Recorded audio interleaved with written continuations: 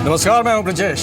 जयपुर में फिल्म पद्मावती की शूटिंग के दौरान करणी सेना के कार्यकर्ताओं ने निर्देशक संजय लीला भंसाली के साथ मारपीट की। करणी सेना के लोगों ने फिल्म के सेट पर पहुंचकर काफी तोड़फोड़ की। उनका आरोप है कि फिल्म में रानी पद्मावती को अलाउद्दीन खिलजी की प्रेमिका बताया जा रहा है, जो कि बिल्कुल गलत है। लेकिन अगर इतिहास से छेड़छाड़ भी की गई तो करणी सेना को हिंसा करने का अधिकार किसने दिया? इस मामले पर इतिहासकार भी बंटे नजर आते हैं।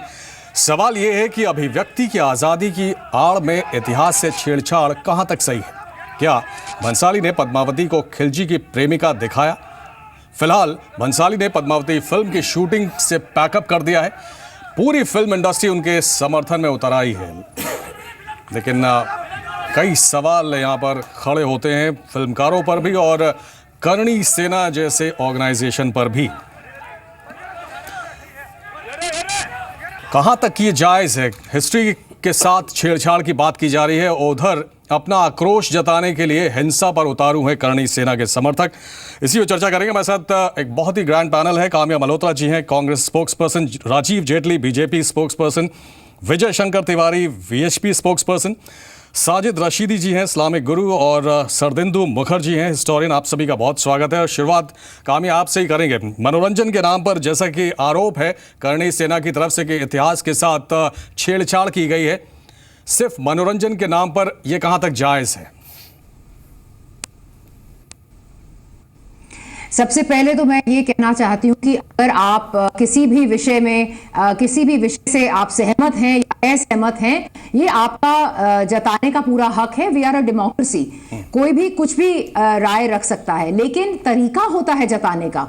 मतलब इस तरह से वायलेंस पे उतर आना, जिस तरह से मारधाड़ हुई है, जिस तरह से हाथापाई हुई है, आखिर संजय लीला भंसाली जो हैं, कोई भी निर्माता या निर्देशक, मैं ये भी कहूंगी कि उनको भी पूरा ध्यान रखना चाहिए बिल्कुल इस बात का कि जो भी वो बिल्कुल सही हो, इसमें कोई दो राय नहीं है जी।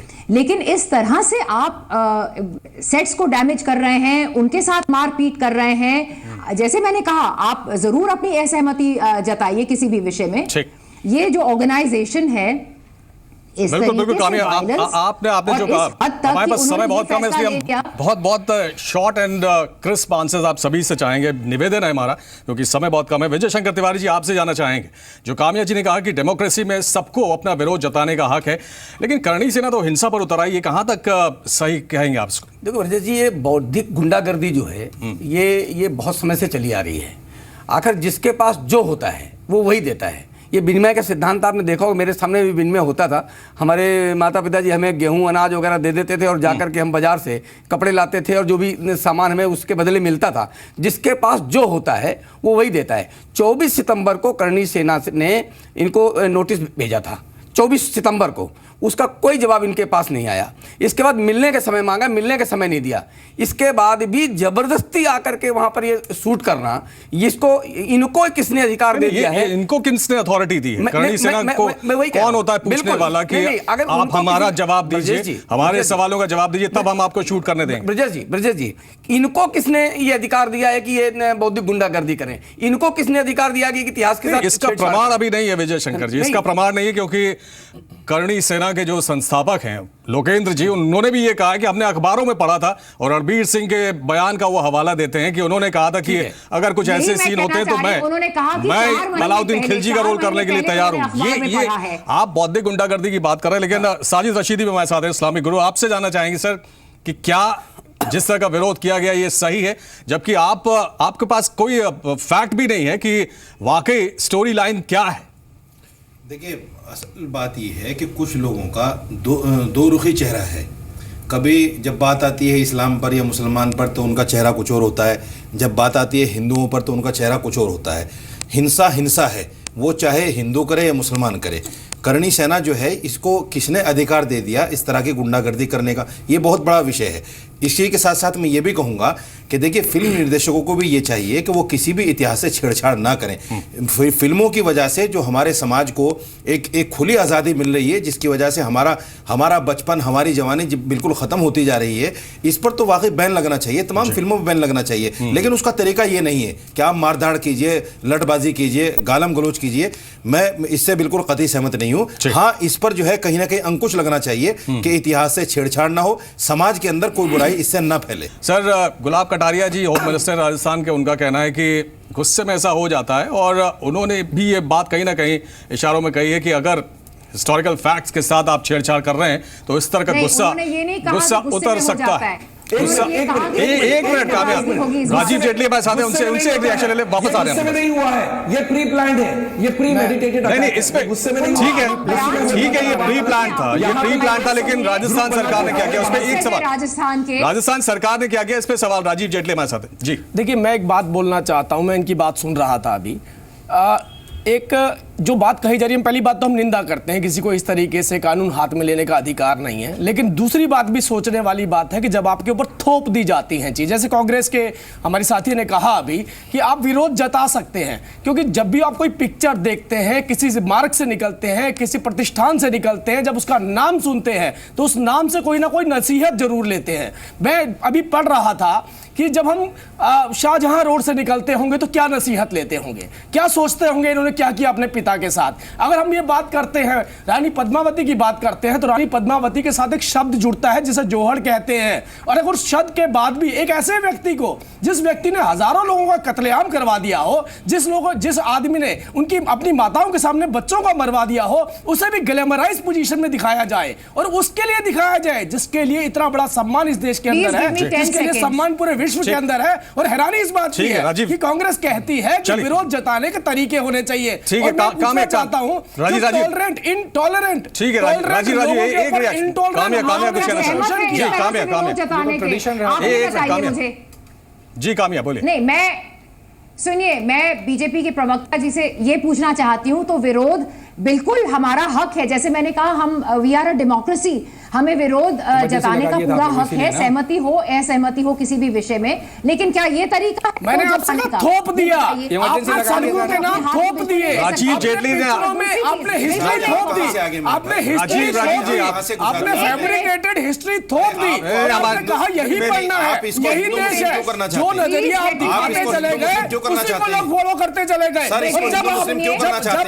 जब आप शाहजहां पे कहां से चले गए? सुनिए, नहीं, शाहजहां पे कहां से चले गए? बोलना चाहता हूं, आपको हिंदू मुस्लिम के अलावा कुछ नहीं आता? बीजेपी वालों को आप किसी भी चीज बीजेपी वालों को हिंदू मुस्लिम के अलावा कुछ नहीं आता? रखते हैं। ये कौन सा तरीका आपका कि शाहजहां के ऊपर चले गए आप? मैं बोलना चाहता हूं, मैसेज देने के लिए रखते हैं। राजीव आपसे सवाल राजस्थान सरकार में था। राजीव एक मिनट, राजीव आप जवाब देने के बजाय मुसलमान की बात नहीं कर रहा, शिक्षा की बात कर रहे हैं। एक मिनट, शिक्षा दे रहे हैं, एग्जांपल दे राजीव जी, हमारा समय बहुत कम है, समय बहुत कम है हमारे पास, इसलिए एक मिनट राजीव एक मिनट, आपको समझ दिया राजीव, एक मिनट कामयाब, इससे बाहर निकलिए मेरे भाई। एक मिनट, मुसलमान भी इसी देश में रहता है। आप लोग इशू से भटक रहे हैं, राजीव साजिद राशिद, आप लोग इशू से भटक रहे हैं। नहीं, इशू से भटक रहे हैं आप लोग, आप इशू से भटक रहे हैं। हम लोग यहाँ एक फिल्म की बात कर रहे हैं, फिल्म के विरोध के तरीके में बात कर रहे हैं। जी कामया, आप बोलिए।